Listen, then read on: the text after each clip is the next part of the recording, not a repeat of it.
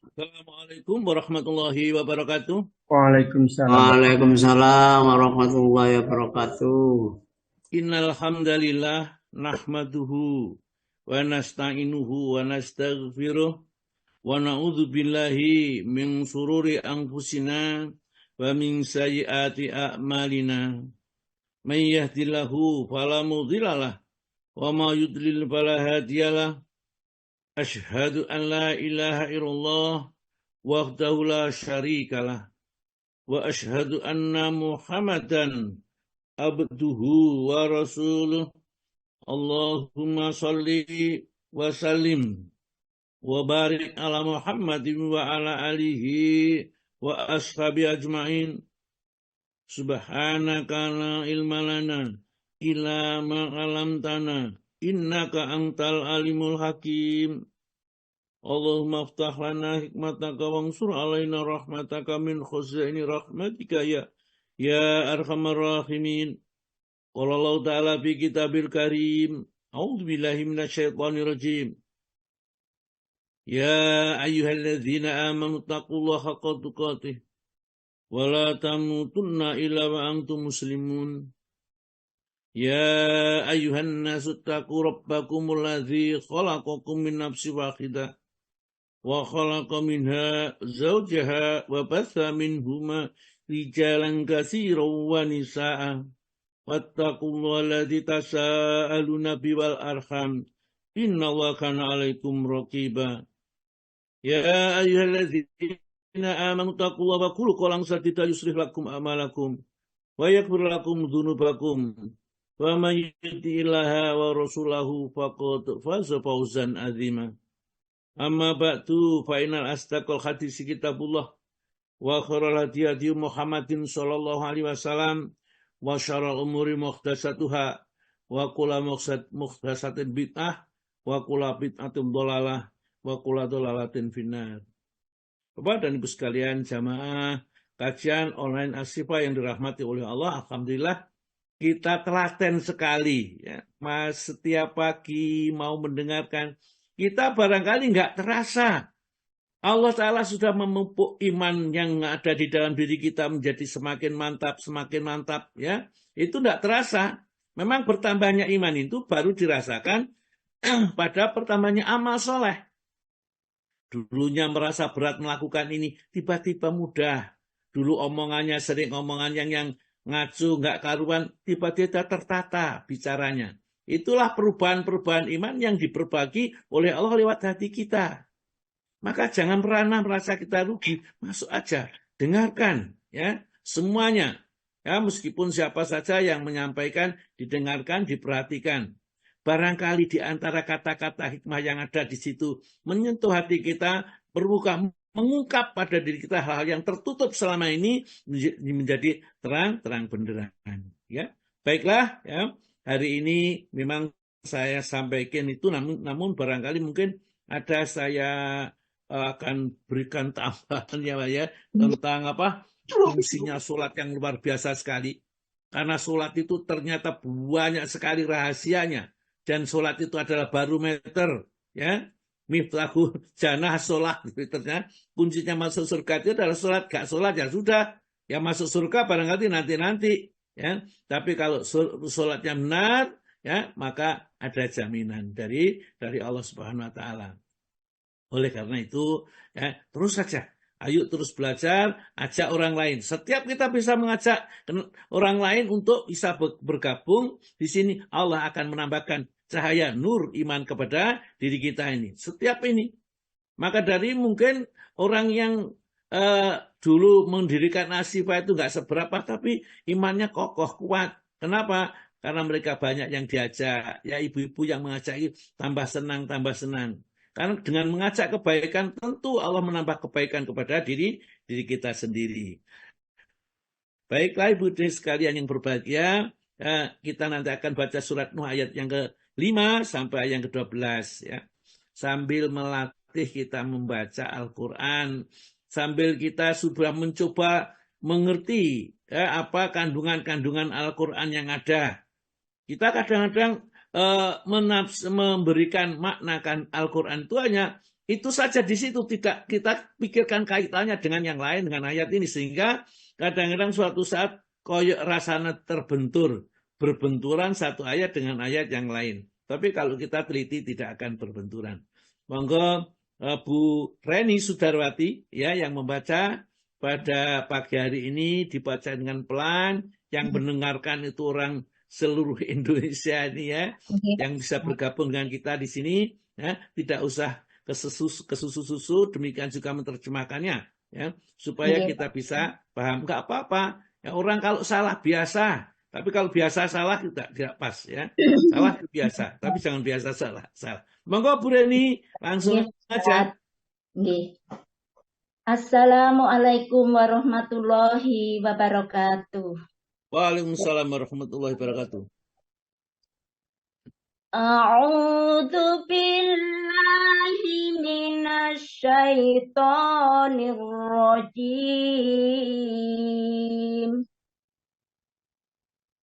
Bismillahirrahmanirrahim.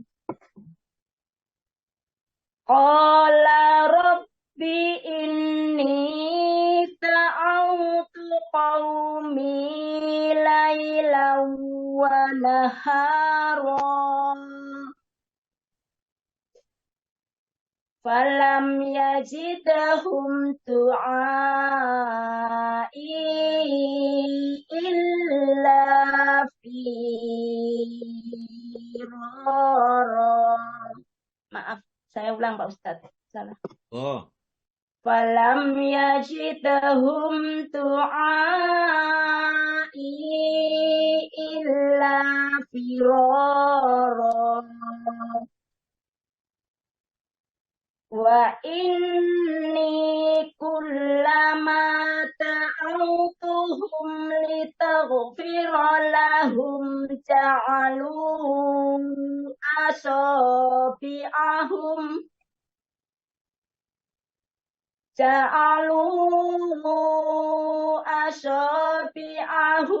fi adhanihim wastaghshaw siyabahum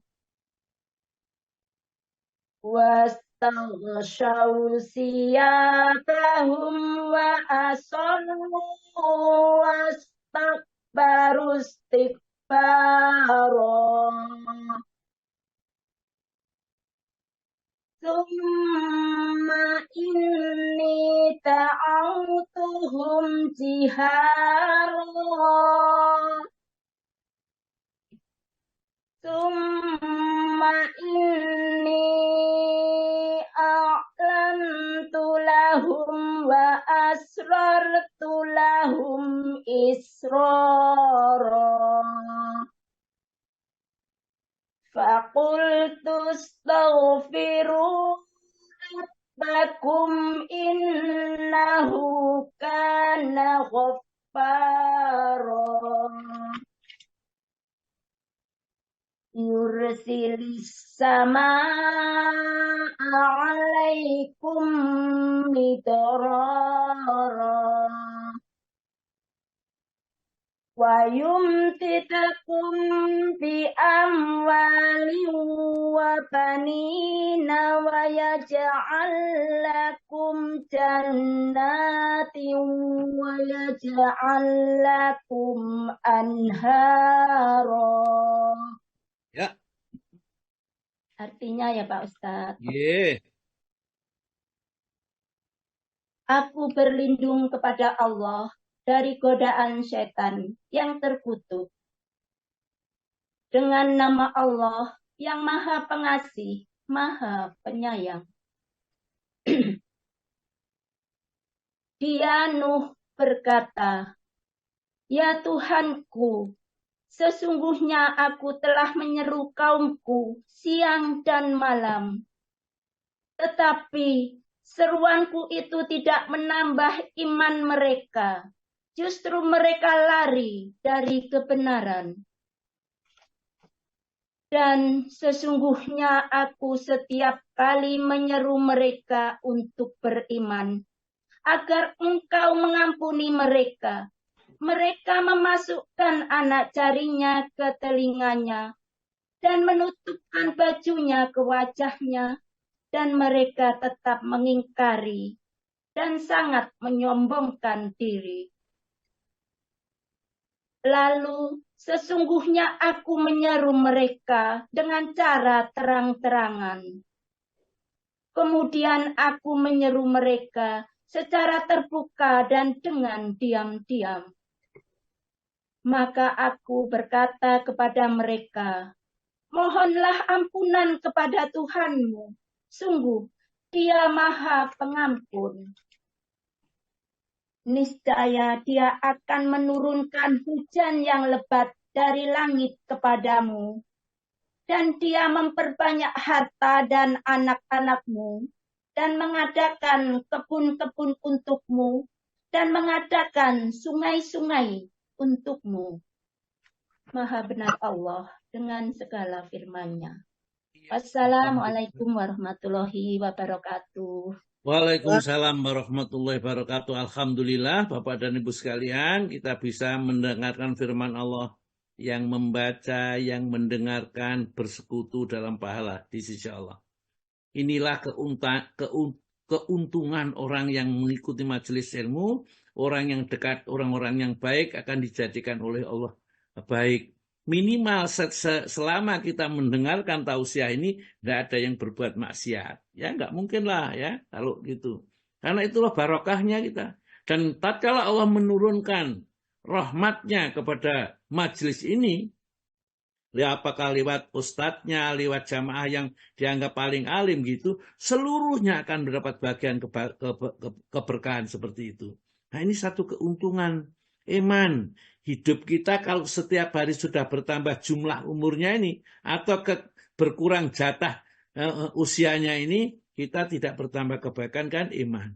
Sampai kemarin kalau saya perhatikan ada yang mengadakan pesantren kilat, ya, supaya apa? Kita cepat-cepat masuk surga, bisa menghindari segala macam ini. Ya tentunya berproses, ya.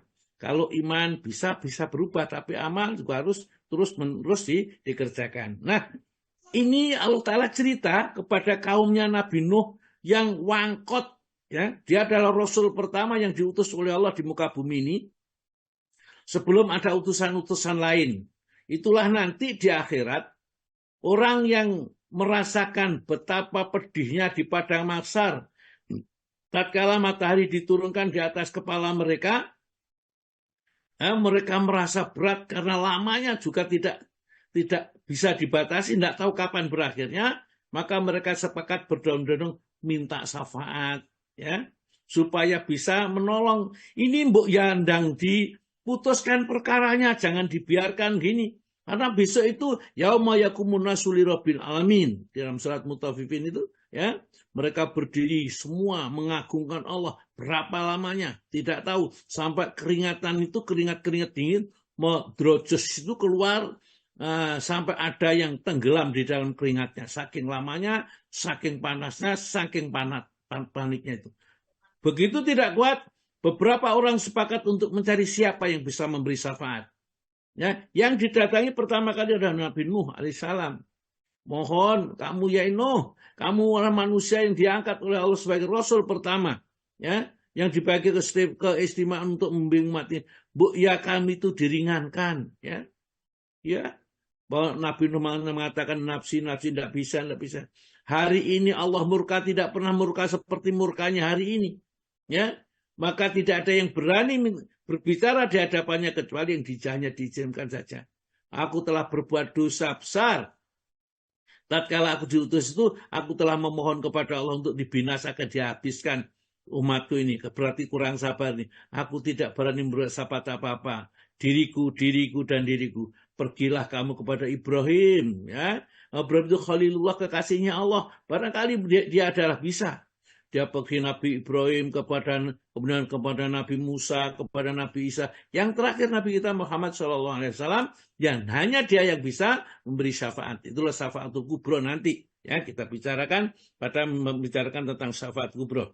Kita masuk ini. Jadi Nabi Nuh tadi, Rasul pertama yang diangkat oleh Allah, ya di muka bumi ini. Ya. Dia disuruh berdakwah.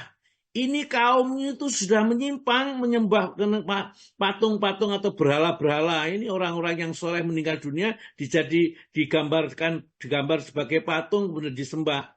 Diingatkan oleh Allah, disuruh mereka untuk bertobat kepada Allah, menyembah hanya kepada Allah, mumpung belum datang siksa yang besar. Jadi sebelum terjadi banjir besar, Nabi Nuh sudah mengingatkan mereka. Tidak ada 1 hari 2 hari, 1 bulan 2 bulan, bahkan bertahun-tahun. Tapi tambah lama tambah durhaka, tambah lama tambah durhaka. Maka Nabi Nuh akhirnya lapor kepada Allah. Qala Rabbi, ya, Nabi Nuh berkata, Rabbi, ya Rabbu, ini da'autuhum, sesungguhnya aku telah menyeru mereka. Ya, ya.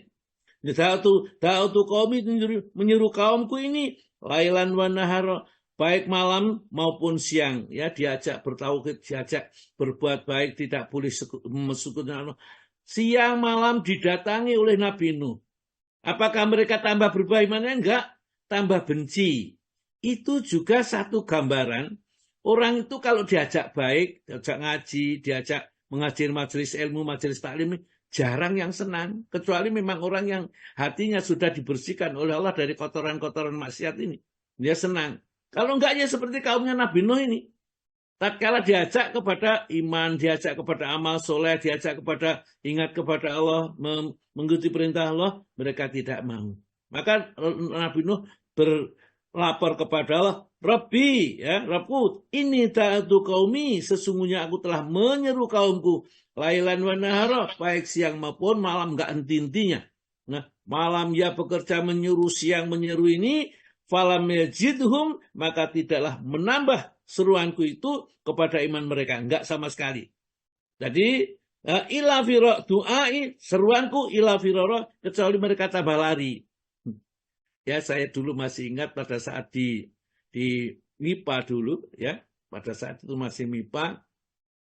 Kalau orang saya lewati, teman-teman ini, enek Pak Kartinku dijak sholat, gak burung pas waktu ini sholat, udah buyar, takut kalau diajak sholat, ya. Ini memang, ya, saya kalau lihat ayat ini ingat ini. Jadi orang yang biasa berbuat baik itu kalau orang jadi deg-degi orang berbuat baik itu sudah enggak gerah itu, enggak nyaman gitu, ya. Falam yajidhum du'ai, maka tidak menambah sedikit pun kepada mereka itu seruanku itu illa firara, kecuali nambah lari, tambah jauh dari petunjuk. Nah, ya. Kemudian wa ini kulama da'utuhum, ya.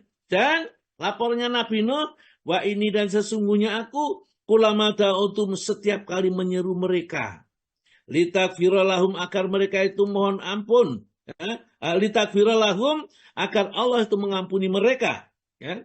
Sejak mohon ampun, sejak istighfar, supaya Allah itu mengampuni kepada mereka ini, ja'alu, maka mereka menjadikan, ya, atau memasukkan di sini asabi'ahum, jari mereka, fi adanim, di dalam telinga mereka. Jadi enggak gelem ngrungokne, tambah disumpeti, ya. Ditutup rapat-rapat, ya, telinganya, supaya enggak tahu, enggak dengar dakwahnya si Nabi Nuh alaihissalam. Ini proses ini, ya, terus menerus kali seperti itu akan terjadi ini, ya. Hanya mungkin sekarang modelnya agak sedikit berbeda itu. Jadi wa ini kulama da'utum, dan sesungguhnya setiap kali aku menyeru mereka litakfiralahum, agar engkau mengampuni mereka, ja'allahu asabi'ahum, mereka menjadikan anak-anak jari mereka fi adanim, di dalam telinga mereka, wa wastagsau, dan dia menutupkan siapa pakaian mereka, ya. Jadi mereka ditutup telinganya, pakaiannya itu ditutupkan wajahnya, supaya enggak tahu Nabi Nuh, ya. Supaya tidak melihat orang yang mengajak kebaikan ini, Nabi Nuh ini. Jadi sudah ditutup telinganya, ditutup wajahnya. Ya, jadi mungkin nanti di akhirat alasannya, saya nggak mendengar ajaannya, saya nggak tahu orangnya. Ya, dikira orang bodoh itu bisa beralasan di hadapan Allah, tapi di hadapan Allah sama sekali tidak ada alasan itu. Wa asaru, dan dia terus menerus, yang tetap dengan berkekalan, wastakbaru, dan dia tetap menyombongkan istikbara dengan kesombongan yang luar biasa sekali. Jadi Nabi Nuh itu berdakwah itu di dalam surat Al-Ankabut itu 950 tahun. Itu dakwahnya saja. Ya, kita bisa gambarkan lahirnya berapa, diangkat jadi Rasul berapa, dakwahnya saja 950 tahun. Setelah itu, ya, itu sudah tidak ada perintah dakwah yang secara khusus itu, kemudian meninggalnya umur berapa? 1000 berapa? Ada 1060, ada 1100 berapa? Dalam riwayat umurnya Nabi Nuh. Jadi lama-lama. Sehingga kalau setiap orang di zamannya Nabi Nuh itu kalau ada melahirkan anak selalu ditunjukkan iki jenenge Nuh, ojo dipercaya ini orang gila. Setiap ini sehingga akhirnya turunannya aja yang beriman. 950 tahun itu hanya mendapatkan beberapa orang yang dimasukkan di dalam perahunya, itu pun jangan di perahu ada binatang, ada pohon dan lain-lainnya, ya. Itulah iman itu karunia Allah. Kalau tidak diberikan oleh Allah tidak ada yang didapat iman itu, ya. Kemudian summa, ya, ini kemudian aku da'autuhum, aku suruh mereka ziarah dengan terang-terangan. Ya, di hadapan orang banyak dia menerangkan tentang tauhid, menerangkan tentang iman, menerangkan dengan amal soleh, ya. Ini nama mental juga, ya. Kemudian dicari jalan lain. Summa ini a'lang tulahum wa asrarhum lahum israra. Kemudian sesungguhnya aku telah menyatakan seruanku terang-terangan kepada mereka, dan aku telah merahasiakan suruhanku kepada mereka dengan diam-diam. Jadi dakwahnya Nabi Nuh itu akhirnya apa? Dia berdakwah dengan terang-terangan dan dia berdakwah dengan sembunyi-sembunyi. Supaya apa? Dia mau, ya apa caranya mau. Itu susahnya berdakwah ini. Maka jadi dai itu, ya, seninya Masya Allah, diusir kadang-kadang, ya, dipersekusi itu, ya. Katanya Ustadz Felix itu tatkala pengajian, enak-enak pengajian, dibubarkan pengajiannya ini. Nah, karenanya dianggap pengajiannya itu tidak sesuai gitu, ya, teror pengajian, ya, terlalu keras dan lain sebagainya. Padahal yang diterangkan yang hak, yang benar, ya. Inilah bahayanya. Maka setiap Rasul itu tugasnya adalah al ulama warasatul anbiya. Ulama itu ada warisnya para nabi, itu yang diterangkan tauhid mestinya. Nah, orang diterangkan tauhid itu jarang yang senang, ya. Yang senang itu fadilah-fadilah, ya, tentang akhlak-akhlak itu enak. Kalau diterangkan tentang tauhid, bahayanya syirik, nah ini mesti nyindir dirinya ini. Nah, kemudian Nabi Nuh melaporkan kepada Allah Ta'ala tentang dakwahnya ini, ya. Kalau itu sudah sulit, ya, maka dosa yang sudah banyak itu istighfar aja kepada Allah. Mohon ampunlah kepada Allah. Allah akan menjanjikan janji yang sangat menggiurkan kepada orang yang senantiasa istighfar. Fakultus tagfiru rabbakum innahu kana ghaffar, ya. Maka aku katakan kepada mereka, istighfarlah, mohon ampun kepada Rabb kalian, innahu kana ghaffara, sesungguhnya dia sangat pengampun. Meskipun sudah dosa, seberapapun dosa yang dikerjakan, kalau dia mohon ampun kepada Allah, minta supaya diampuni dosanya, Allah mengampuni dan siap untuk memberikan ampunan segala dosanya, ya, ghafara. Kalau sudah diampuni dosanya berarti penghalang rezeki sudah hilang, maka yursilis sama alaikum idrara, maka Allah akan mengirimkan dari langit air yang sangat deras, ya, air hujan yang sangat lebat. Itu sebagai sumber rezeki. Bagaimana kita bisa bayangkan petani-petani itu kalau tidak mendapat kiriman air dari langit, dari Allah Subhanahu wa Ta'ala.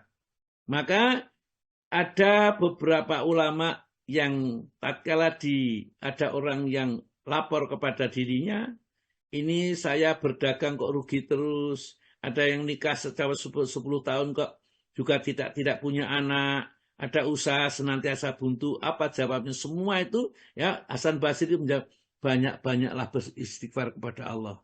Ternyata yang menutup pintu rezeki, apakah itu berupa anak, usaha, ya, kemudian dagang dan lain-lainnya, itu adalah perbuatan maksiat. Maka anistaghfiru rabbakum innahu kana ghafara, ya, hendaklah kamu mohon ampun kepada Allah, sesungguhnya Allah Maha Pengampun. Tadi di awal-awal sudah dibacakan sama Putri surat Hud ayat yang ketiga dan ayat yang ke-52, ya. Itu penghalangnya adalah dosa, maka hendaklah kita istighfar diiringi dengan setelah istighfar dengan taubat kepada Allah Ta'ala. Tidak hanya itu, kata Allah Ta'ala, ayat yang ke-12, 11, wa yumditkum, ya, ayat 12, dan Allah akan membanyakkan untuk kalian, ya, membanyakkan biamwalin dengan harta wa banina dan anak-anak. Oleh karena itu kalau ada orang usahanya macet, sumpek, susah, ya, kok enggak bisa usaha ini gagal, usaha ini gagal, maka hendaklah dia banyak istighfar kepada Allah, ya, yang membuntu, ya, kerannya tidak keluar air itu dosa-dosa yang pernah dilakukan yang pada saat itu belum bertobat kepada Allah Subhanahu wa taala, ya. Kalau kita bertobat, wa yumditkum bi amalin, dan dia akan membanyakkan harta-harta mereka, wa banina dan anak-anak mereka, wa yaj'al lakum, dan akan menjadikan untuk kalian jannatin, kebun-kebun, ya. Wa yaj'al lakum, dan akan menjadikan untuk kalian anhar, sungai-sungai, sehingga mudah sekali rezeki untuk diraihnya. Alhamdulillah, mudah-mudahan kita bisa melaksanakan. Baik, ya, ini kita lanjutkan kepada apa yang ini, sofikisun nasaid sabik. Itu yang nomor 10 sudah belum, Pak Tomo? Ya, nomor 10 sudah. Sudah. Sekarang ke-11 yang lebih berhak menjadi imam. Oh ya, yang ke-11. Moga Pak Tomo dibaca. Ya, bismillah. Yang lebih berhak menjadi imam. Orang yang lebih berhak menjadi imam ialah orang yang terpandai dalam membaca kitab Al-Quran. Kalau mereka sama, maka yang terpandai dalam hadis Nabi SAW. Dan kalau sama, maka yang terdahulu hijrah. Sedangkan kalau sama lagi, maka yang tertua usianya. Ya, jadi ternyata di sini adalah ilmu. Ilmu itu yang pertama kali, ya.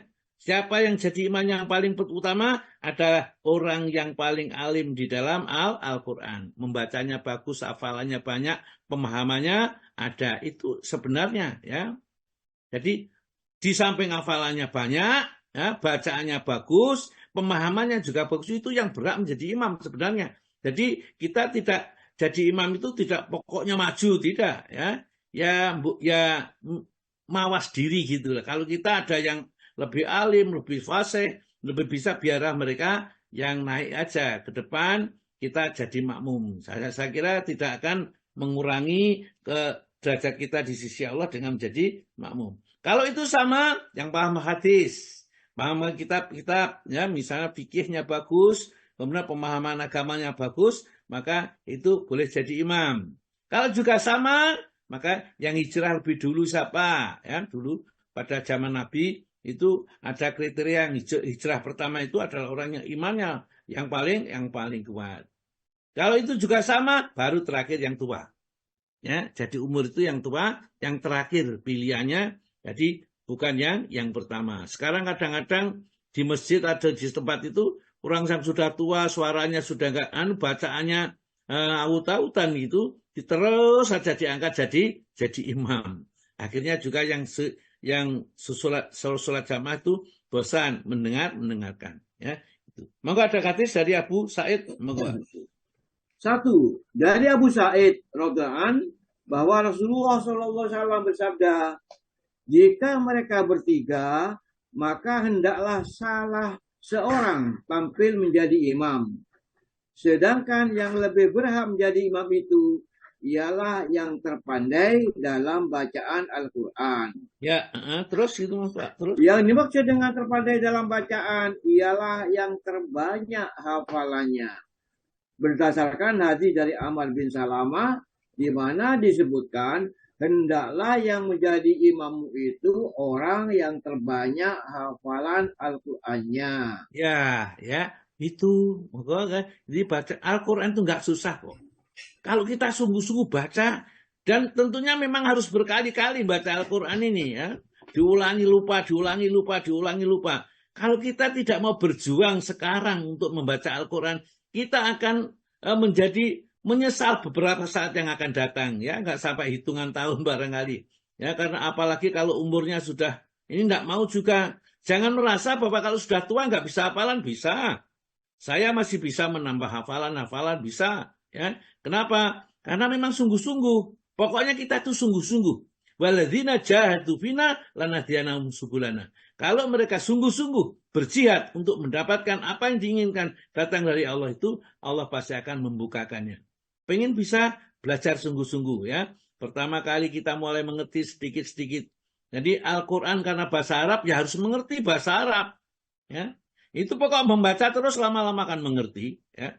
Karena ada kadang-kadang ada bengkel sepeda motor atau apa itu, kadang dia pandai bukan karena ilmu teori yang diperoleh dari sekolah, tapi dari praktek banyaknya mengerjakan.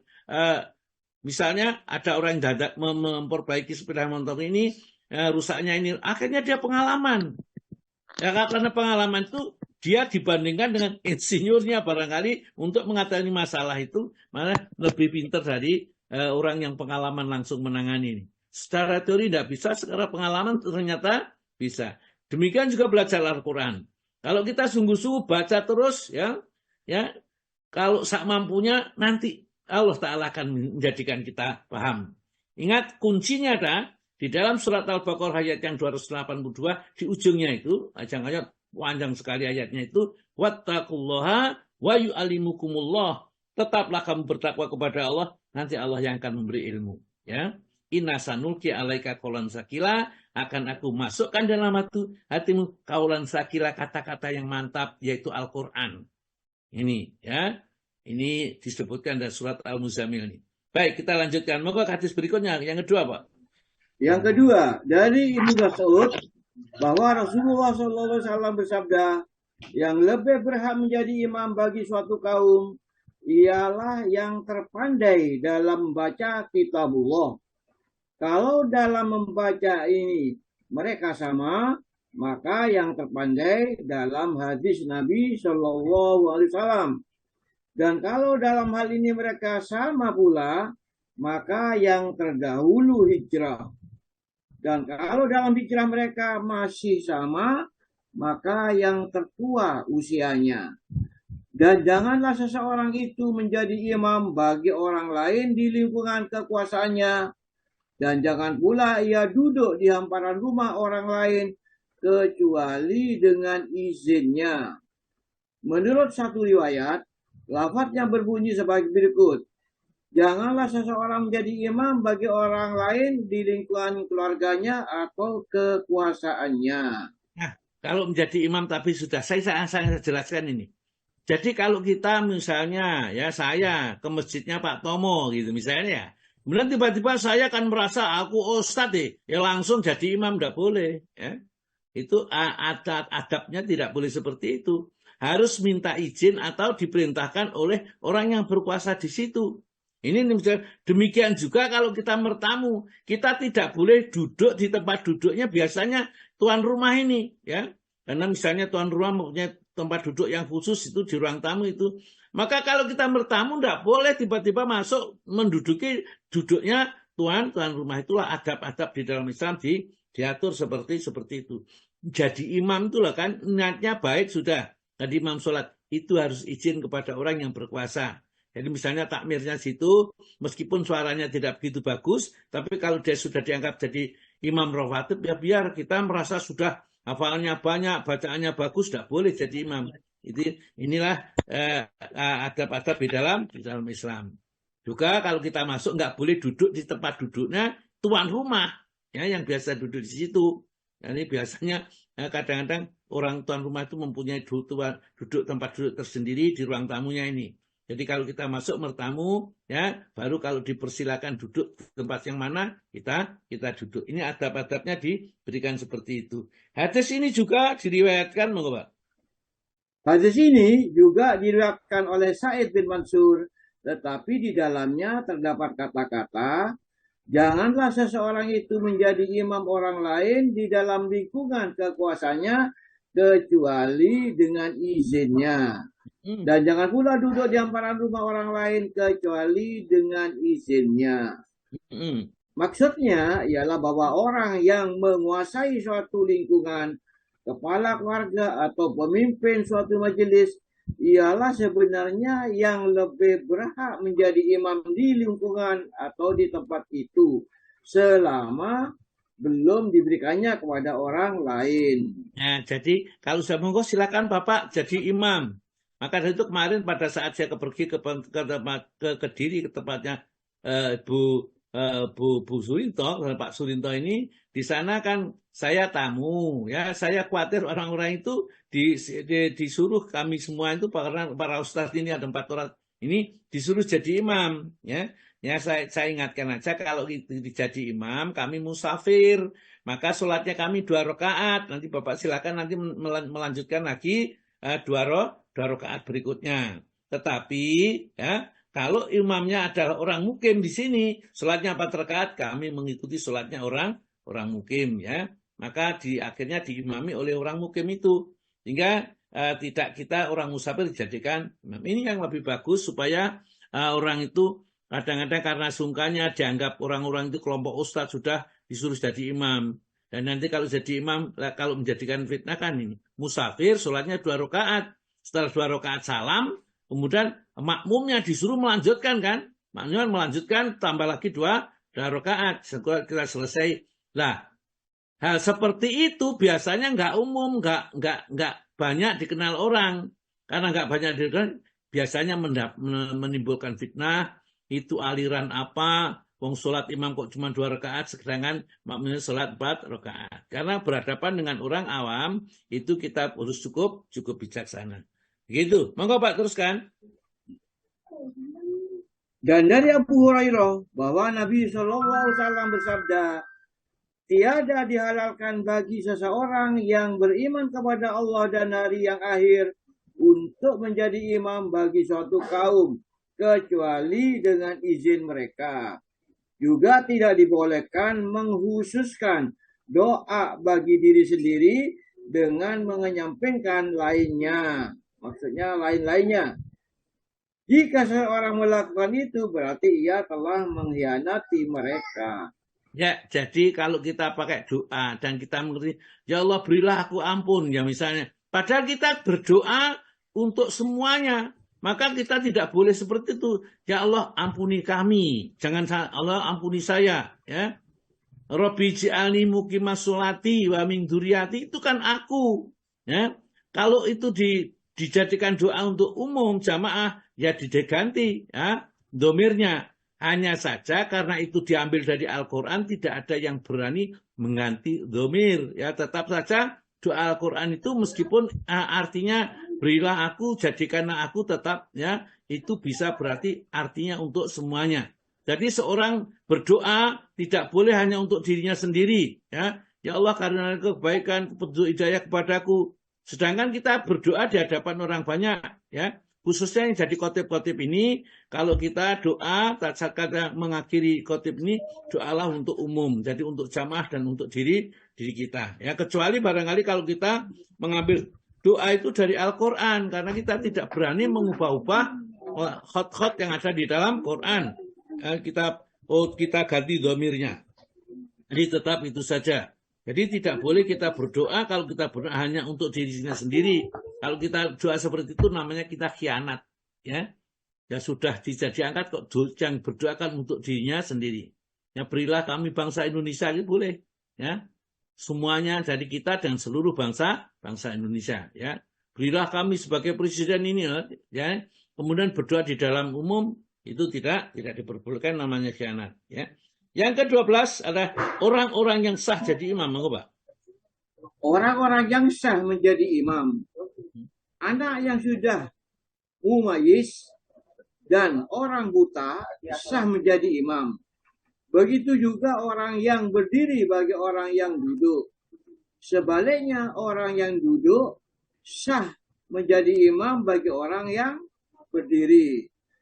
Juga sah orang yang bersolat fardu bagi yang bersolat sunnah, dan orang yang bersolat sunnah bagi yang bersolat fardu, orang yang berwudu bagi orang yang bertayamum, dan orang yang bertayamum bagi orang yang berwudu, orang yang musafir bagi yang mukim, dan yang mukim bagi yang musafir, serta yang lebih rendah kedudukannya bagi yang lebih tinggi.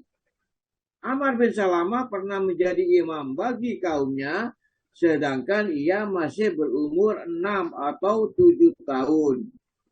Rasulullah SAW pernah mewakilkan kepada Ibnu Ummi Maktum agar mengimami orang-orang Madinah sampai 2 kali. Sedang ia adalah seorang yang buta.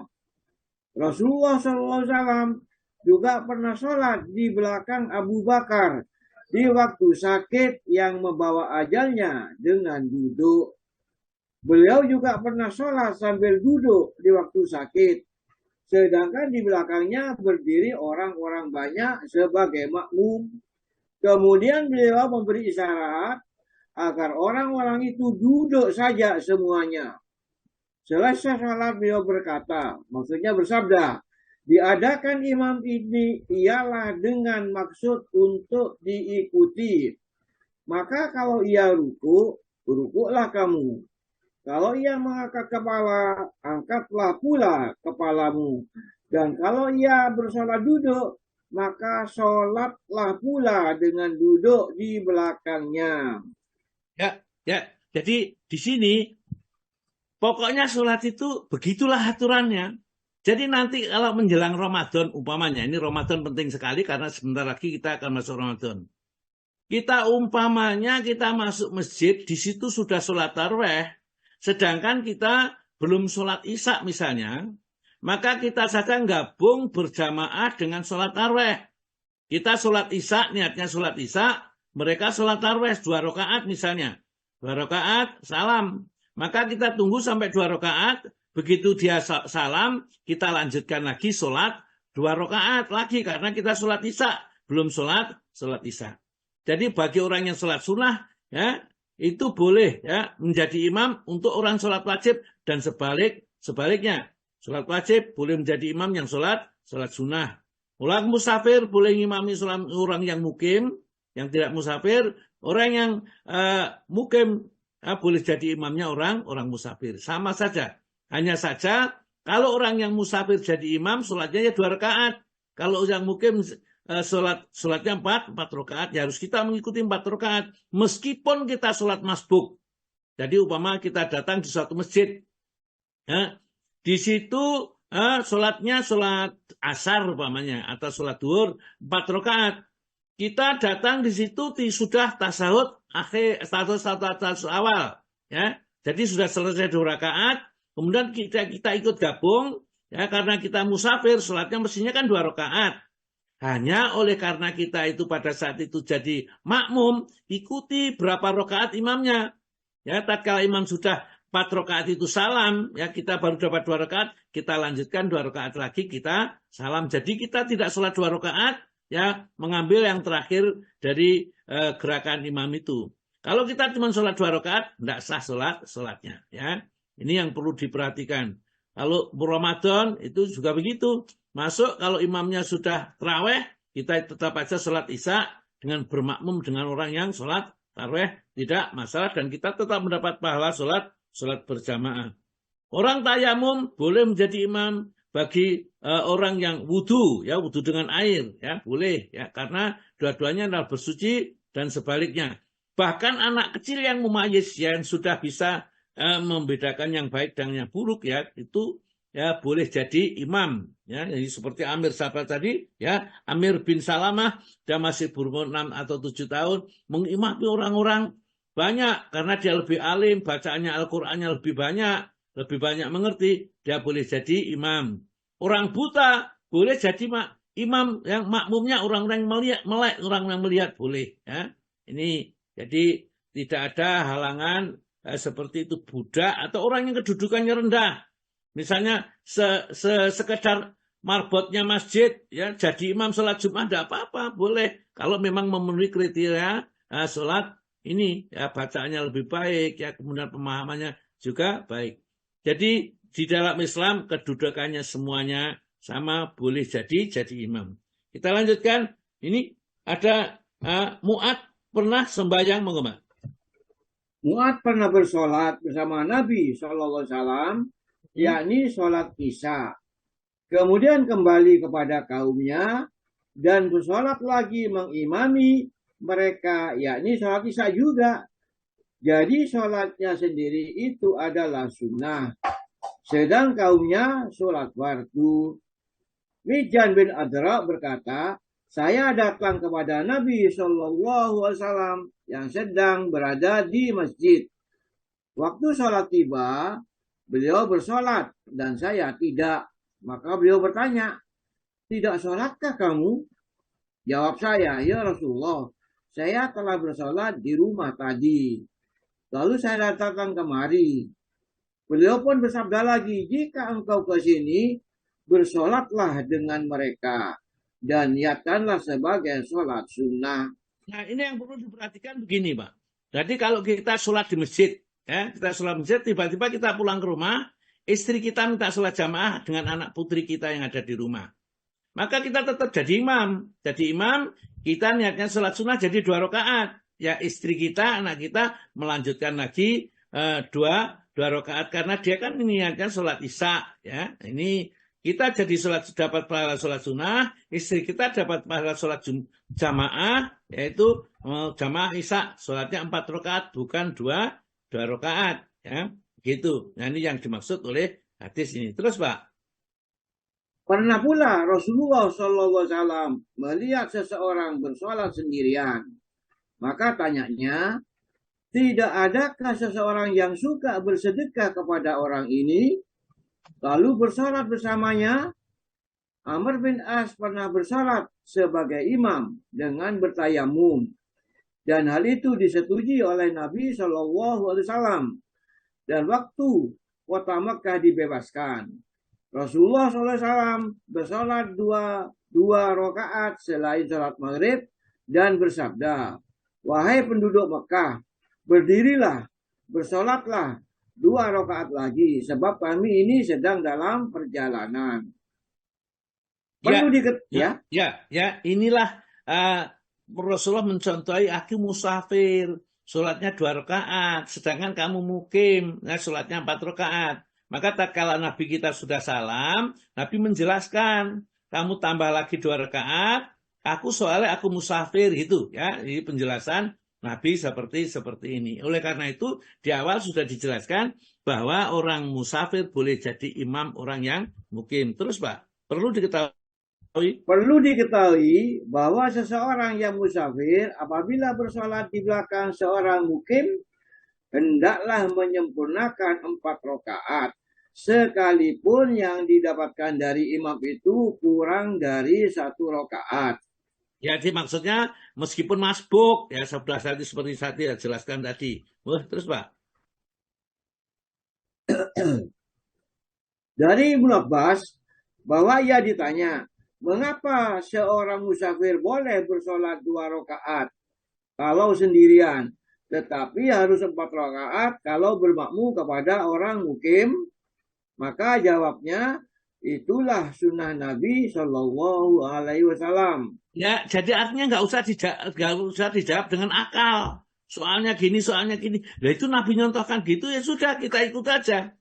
Agama itu ittiba, ya, bukan ibtidak, ya, bukan menciptakan tapi mengikuti. Apa kok sholat rakaat untuk kalau kita jadi imam musafir, kemudian makmumnya kok tetap 4 rakaat yang mukim itulah sunnah, ya. Sudah, ya, jelaskan itu, tidak usah kita memikirkan sendiri hikmahnya ini, padahal itu tidak ada landasan sumber hukumnya, tidak ada. Monggo, Pak, terus.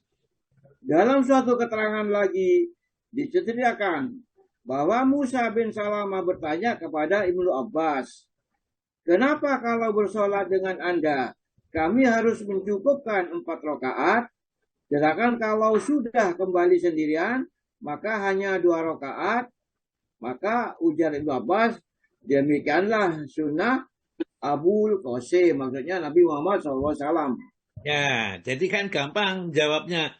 Jadi kalau ada sesuatu jangan dijawab sendiri dengan akal. Ya, ini sunnahnya begitu. Kenapa wudhu kita diusap mukanya? Padahal yang kentut misalnya pantatnya atau duburnya kentut, kenapa kok dibasuh wajahnya? Itulah ajaran agama. Kita tidak bisa memikir-mikirkan lagi atau membuat analogi-analogi. Ya sudah, kalau diajarkan oleh agama ya kita praktekkan aja. Ya, orang-orang yang sah tidak sah jadi imam, monggo Pak.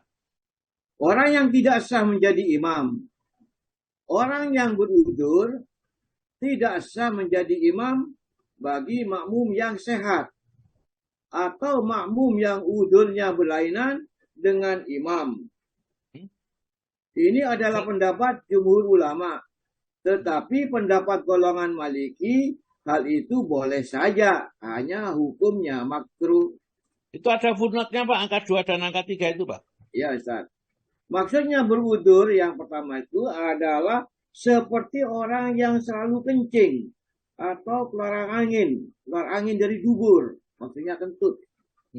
Kemudian yang kedua, yang ke nomor 3, misalnya orang yang selalu kencing menjadi imam bagi orang yang selalu lepas angin. Ya, jadi orang yang punya udzur itu tidak boleh jadikan imam, ya enggak. Jadi tengah-tengah sholat mohon maaf kentut gitu, ya kan kacau nanti seluruh jamaahnya, ya. Atau yang mempunyai udzur yang tidak sama itu saling jadi imam tidak, ya. Ya, tetapi kalau orang seperti itu gimana? Sudah kita sholat aja, nggak usah jadi imam, sholat sendiri saja, ya. Tidak jadi imam karena tidak sah dia jadi imam. Yang lain tidak punya udzur, yang tidak punya udzur itulah yang dijadikan imam, dan ini tidak sulit dikerjakan. Ini adalah pendapat jumhur, tetapi pendapat golongan Maliki hal ini boleh saja, hanya hukumnya makruh. Jadi bagaimana kalau mereka itu ngimami tengah-tengah imam dia kentut itulah ya, maka jumhur mengatakan nggak sah, cari aja yang lain. Kalau menurut sebagian ulama ini ya Imam Malik misalnya, karena yang pintar cuma dia, maka itu bentuk hukumnya makruh saja ya, karena sesungguhnya Allah itu maha tahu segala-galanya. Ini masing-masing punya alasan. Tapi yang paling kuat adalah pendapat tentunya jumhur, karena orang batal jadi imam orang yang suci ya. Ini tidak sah. Yang masih ada yang ke-14 monggo Pak. Sunnah seorang wanita menjadi imam bagi sesama wanita. Ya. Aisyah radhiyallahu anha sering bertindak sebagai imam bagi kaum wanita dan berdiri bersama mereka dalam barisan. Demikian pula halnya Ummu Salamah, bahkan Rasulullah SAW mengangkat seorang muadzin untuk Ummu Warokoh yang diperintahkan supaya ia menjadi imam bagi keluarganya dalam sholat fardu. Ya, hanya bedanya kalau wanita jadi imam antara wanita itu berdiri di tengah-tengah, tidak menonjol ke depan seperti laki-laki. Ya, itu. Ya, seperti itu aja bedanya, semuanya sama. Jadi kalau toh itu dia nanti ada muadzin wanita, maka muadzin yang menyuruhkan hanya untuk lingkungan keluarga saja, tidak sampai suaranya keluar, ya pakai mic misalnya atau speaker, tidak usah seperti itu. Baik, saya kira sampai di sini dulu sementara. Mudah-mudahan yang kita kaji ini ada manfaatnya untuk kita. Monggo silakan kalau ada mau bertanya, saya sampaikan pada Pak Aswar. Monggo Pak Aswar.